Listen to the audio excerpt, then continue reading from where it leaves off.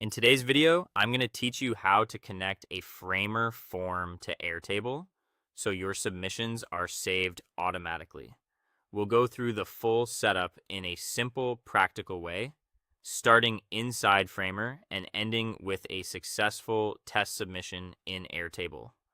The goal here is to make sure your form is not only designed correctly, but also connected properly, so the data ends up exactly where you want it. First, open your Framer project and get the section ready where the form or CMS related content will live.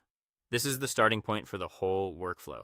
Before connecting anything, it helps to confirm that the page structure is clean and that you know exactly where the form will appear.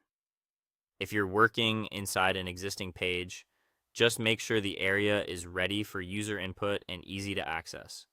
Next, go to Airtable and create or open the base where you want form submissions to be stored.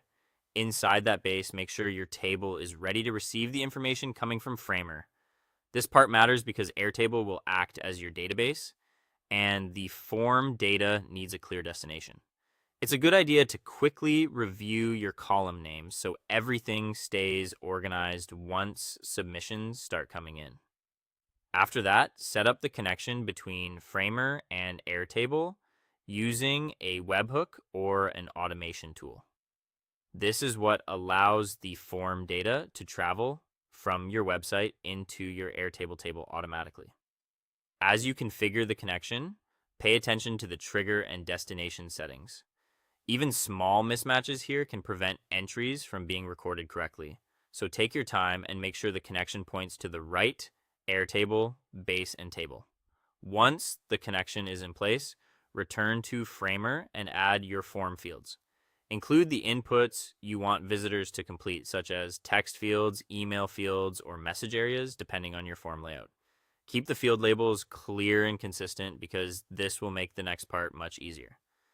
Now map each Framer input field to the correct Airtable field. This means making sure each piece of information from the form is sent to the matching column in your Airtable table. Accurate mapping is one of the most important parts of the process because if fields are crossed or mislabeled, your data may appear incomplete or in the wrong place. When everything is mapped, submit a test entry directly from Framer. Use sample information so you can safely verify the flow without relying on real user data. Finally, check Airtable and confirm that the submission appears in the correct table and fields. If the entry shows up properly, your setup is working. At that point, your Framer form is successfully connected to Airtable and ready to collect submissions automatically.